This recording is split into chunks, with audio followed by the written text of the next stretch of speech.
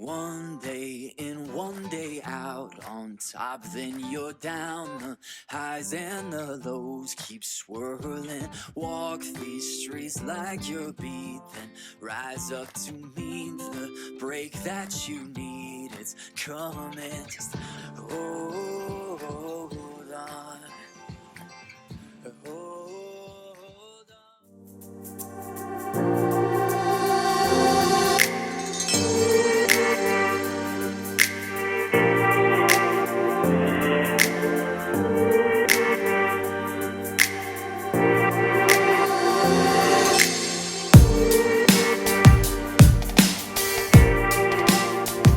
What's going on, everybody? It is a chilly, something like 35 degrees here in Nashville. I'm just wandering around my front yard with my pups. Oh gosh. And I'm just getting started with all the videos and uploading a bunch of content for you guys. I think it's important to understand where I came from and how I started to encourage you with where you are and with where you started, because in this world where we are constantly comparing ourselves to others, we don't often do it as a way to build ourselves up, but instead we do it as a way to kind of break ourselves down. I didn't go to college, or I don't have this job, or I don't have these connections, and so I'm not worth it, or I'm not good enough to be able to actually pursue it, and as a result it hinders you from just going for it. We believe as entrepreneurs that there's some kind of prerequisite that you need to have in order to become successful, in order to start a company, and that also could not be further from the truth. You don't need to have any success story prior to starting. You don't need to have any form of education. You don't need to be an expert at anything. It comes down to work ethic and your willingness to pursue education and your willingness to pursue what it takes in order to become successful as an entrepreneur. My journey started when I was 23, is when I started Kalo. Here was my resume when I started. I graduated from high school. I went to high school in Southern California. College was never about, I want to go to this great school, I wanted to get into this great business school, because I didn't really know what I wanted to do with my life. And so I thought that I wanted to go into broadcast journalism. I went to TCU as a broadcast journalism major. I got there, I realized I do not like broadcast journalism. This is not what I want to do with my life, and I really liked kinesiology. I was big into pumping iron at the time. Like, oh cool, I would love to teach other people how to pump iron and have really great bodies and stuff. I was at school for 2 years, and then after 2 years, basically my parents came to me and said, hey, we don't have money for you to go to college anymore, so you need to figure out what really you want your next steps to be. I thought, man, I don't know if I really want to put myself into another probably 2.5, probably 3 years of debt. I was like, you know what, I'm just gonna drop out of college and I'm gonna take the skill sets that I have and I'm going to go to firefighting school. I've always been the guy that's like, I'm gonna go 100% into something. I'm gonna dive absolutely head first, and I'm gonna find out as soon as I possibly can whether or not I love something or I hate something. I'm in firefighting school, 1 semester, dropped out. What I realized when I was sitting in firefighting school, which I think was really important to the next phase of my life in setting me up for entrepreneurship, was I didn't love it as much as the guy that was sitting next to me. And so it was like, man, I am kind of getting a little bit of insight into what is required to be successful in this profession, and I don't love it enough to put that work in. And I think that's really important when you're doing whatever it is that you're doing, or you're pursuing whatever it is that you're pursuing, is understanding the work required to be successful in it.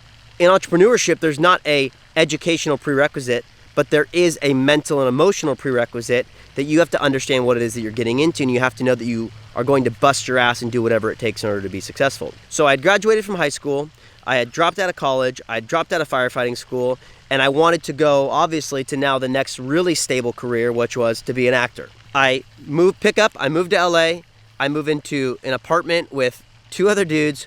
One of them was a professional pickup artist. It's not something to be proud of. His girlfriend had this dog that was a nightmare that eventually brought fleas into my apartment, and that's a story for another vlog. So many fleas. I decided that I was going to become an actor. I didn't act in a single damn thing. So I said, I'm gonna start my own production company.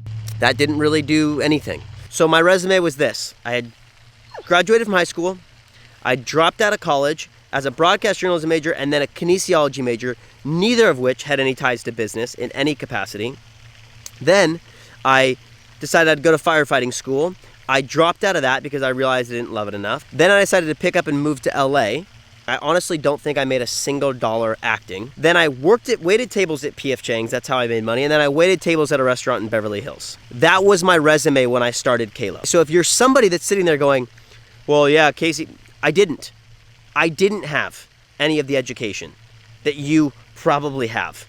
Okay, I didn't have the prerequisites or all what would feel really sexy on paper as somebody that looked like a good business partner. But what I did have was a willingness to learn. There can be no excuses as to why you aren't qualified enough to be an entrepreneur. It comes to passion, drive, and a willingness to bust your ass in order to grow something impactful.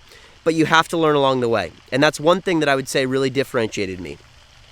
That is unique to me, but also can apply to you. And that is, I was willing to do whatever it took to learn the things that I didn't know. If I had to go build a website on Shopify, which is where we built our first website, I wanted to figure out everything that I possibly could on how to build that website.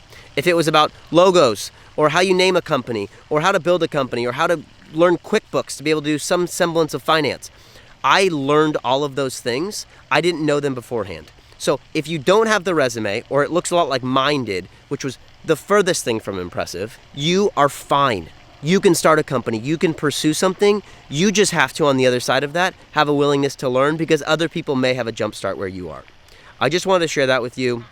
Hopefully it can encourage you, hopefully it can inspire you, and push you to get up tomorrow and work towards the goal of what you're trying to create. You guys are awesome. Peace.